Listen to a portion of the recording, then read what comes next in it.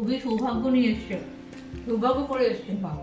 এই বউয়ের হাতে এত সুন্দর রান্না খাওয়া, এটা সৌভাগ্য দেখো, বউয়ের হাতে রান্না খাওয়াই পায় তো, মানে এত টেস্টি কেউ পায় না। কলার না এটা মনে হয়, দাঁড়া কলারটা একটু উঁচু করি।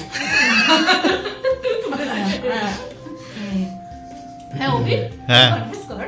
হ্যাঁ অবশ্যই, না আমি কনফেস করি তো, এরকম রান্না আমি কেন, মোটামুটি আমার পরিবারের সবাই কনফেস করে। ও বাবা, মানে এটা ডাল ভাত খাওয়া, আমার দেখা যাচ্ছে তো, এই আমি কনফেস করছি। হ্যাঁ এরকম রান্না পাবি কিনা? একদম দারুণ রান্না, রান্না সবাই পায়, এত সুন্দর রান্না। ও মানে আলু সেদ্ধ ভাত সত্যি কথা তুই বল।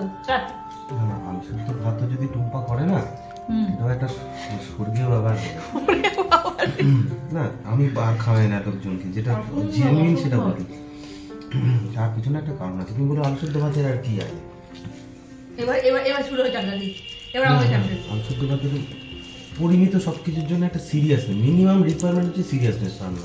কিন্তু যেটা করবো সিরিয়াসলি করে, মানে একটা ফোটানো, একটা ভাজা, তার পিছনেও অনেকটা শিক্ষা আছে, সেটা অত ইজি না। দারুণ দারুণ, তুই দেখো আর তুই ডাল ভাত দিয়ে নে না, শুধু ডাল দিয়ে ভাত খাওয়া যাবে।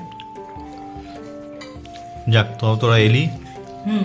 এটাই এটা দাও, এটা হঠাৎ করে হলো খাওয়া দাওয়া। জানিস তো, আগেকার দিনে কিন্তু এরকমই ছিল, এত তো ফোন ফোন ছিল না, ওইটাই একটা আলাদা আনন্দ ছিল।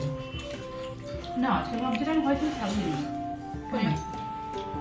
আমরা ভাবছিলাম যে জিমনাস্টিক ক্লাসে যদি চলে যাই। সে তো ও চলে যাবে, আমি তো 5টা, মানে বেরোই হচ্ছে 4:45। সকালে বেরোস না?